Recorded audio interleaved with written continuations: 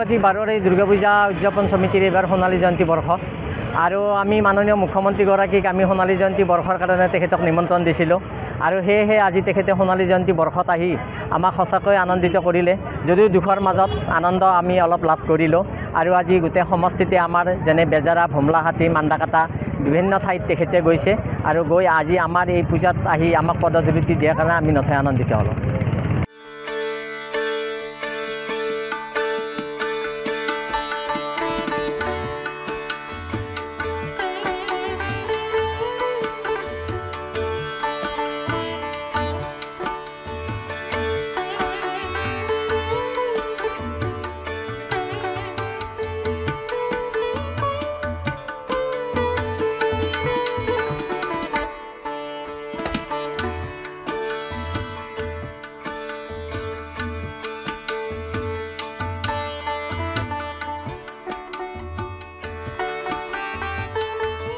গুৱাহাটী 12 এই দুৰ্গা পূজা উদযাপন সমিতিৰ এবাৰ সোণালী জয়ন্তী বৰ্ষ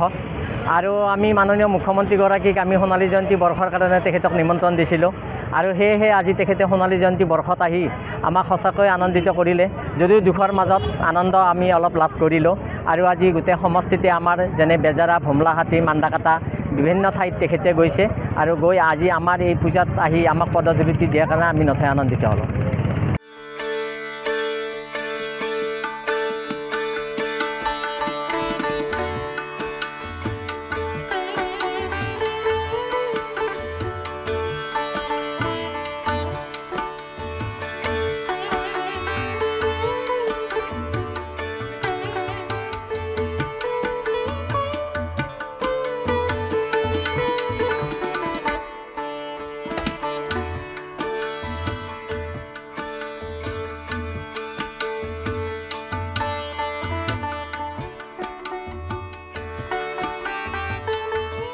গুৱাহাটী 12 এই দুৰ্গা পূজা উদযাপন সমিতিৰ এবাৰ সোণালী জয়ন্তী বৰ্ষ আৰু আমি মাননীয় মুখ্যমন্ত্ৰীগৰাকীক আমি সোণালী জয়ন্তী বৰ্ষৰ কাৰণে তেখেতক নিমন্ত্ৰণ দিছিলোঁ আৰু সেয়েহে আজি তেখেতে সোণালী জয়ন্তী বৰ্ষত আহি আমাক সঁচাকৈ আনন্দিত কৰিলে। যদিও দুখৰ মাজত আনন্দ আমি অলপ লাভ কৰিলোঁ আৰু আজি গোটেই সমষ্টিতে আমাৰ যেনে বেজাৰা, ভোমলাহাটী, মান্দাকাটা বিভিন্ন ঠাইত তেখেতে গৈছে আৰু গৈ আজি আমাৰ এই পূজাত আহি আমাক পদধূলি দিয়াৰ কাৰণে আমি নথৈ আনন্দিত হ'লোঁ।